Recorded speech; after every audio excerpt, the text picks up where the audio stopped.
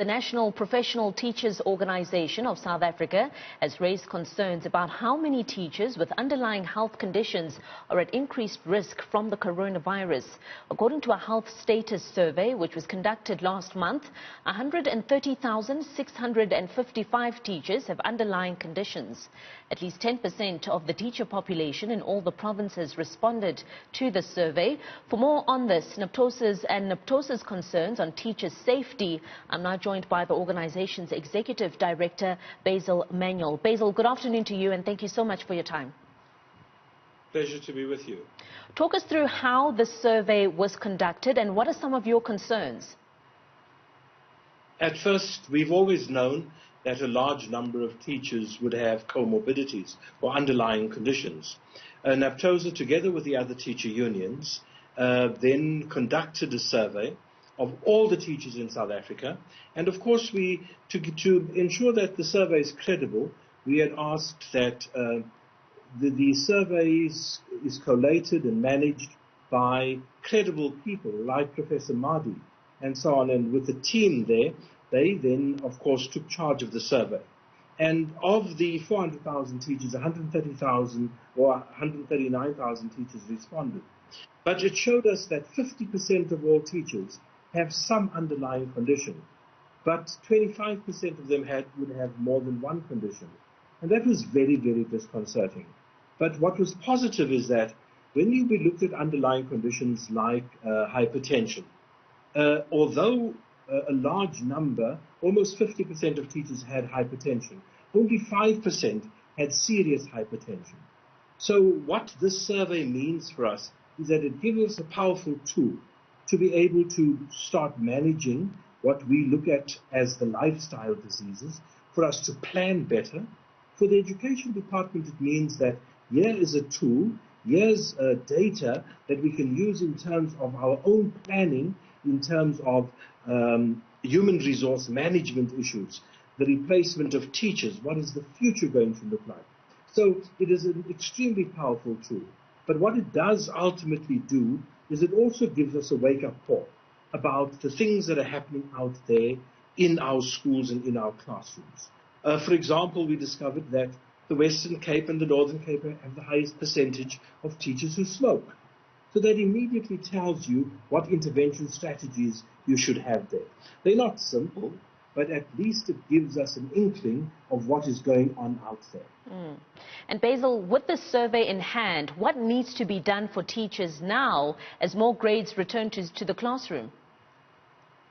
Well, at first, we have already, in the ELRC, the Education Labour Relations Council, we have already signed a collective agreement that makes provision for teachers with comorbidities, so that those teachers who are at risk, those who are in danger if they would contract the coronavirus, those in the highest type of danger, they would be off. But of course it does mean that these teachers need to be replaced. And replacement is an expensive exercise. So that is the first level. The other level, of course, it also gives us an indication of who the marginal teachers are and how we must plan for those. So immediately now we know exactly who the people are and the regions where we need to be paying attention. The provinces have been good. Most provinces have already started implementing and have already ensured that those teachers with underlying conditions are in fact off. Just one more word about the importance of the survey. The survey is very credible, and we've seen the triangulation when we look at what is out there in terms of other surveys. What do other surveys say about health? And our survey links beautifully with those. It shows that, for example, when you talk about HIV/AIDS and its prevalence, our survey is no different in terms of the outcomes, which makes it extremely credible and a very valuable tool. And has the survey been shared with the Department of Education? What's been their response and how will it help them when it comes to their planning going forward? Yes, we have shared it, and we've shared it widely, not only with the Department of Education, with the South African Council of Educators, with the ELRC, with the PSCBC, with all our unions and of course many other organizations like our governing body associations. Insofar as the reaction from the department is concerned, they're busy studying it.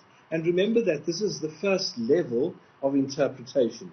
There are other things that we can still interpret deeper as we mine deeper into the data that is there. So it's not an event, it's a process, because the teachers are going to be around for a while. The data doesn't age overnight or within a week or so. So we've got to give them time to look at that, to plan, to see how it impacts on HR issues, to see how it impacts on their own planning in terms of health. But what is the biggest concern for us, and this is the one that you can't readily test, is the level of anxiety that teachers are suffering because of comorbidities together with COVID-19. Our teachers are under huge stress, more than we could ever imagine. Unfortunately, it's very difficult to test that. But what's been done to really ease that sort of anxiety? I mean, it must be, as you're saying, already hard for teachers to have to go back to the classroom, especially if they have underlying issues which they've been told, well, you're at higher risk of contracting COVID-19 and it becoming, fatal. So what is really being done to support these teachers? Well, at first, I hope that all those teachers that have the comorbidities have gone to the doctors, have received the medical advice, and are now being assured that they don't have to be at school. But they are not on leave. They are being given a concession, so there may be work that they can do at home. However, in terms of the anxiety, I think we're not doing enough.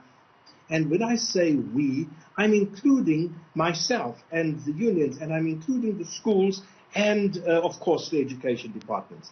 I think the education department, as the employer, needs to be doing much more. It's about education. It's about ensuring that the response rates we have when there's an infection at a school is even-handed. It is talking to the care of teachers and not simply just about the technical part of keeping a school open. There must be a certain level of care. And we're not seeing enough of this. Teachers are feeling unappreciated. We are certainly, as a teacher union, feeling that our members can be treated better. And that is why we are pressurizing the department to be far more consistent. You see, when you, as a school, as a principal, calls for, on somebody to assist, and that person is still at home, not yet back at work, like so many departmental officials, it's a disaster. Yeah.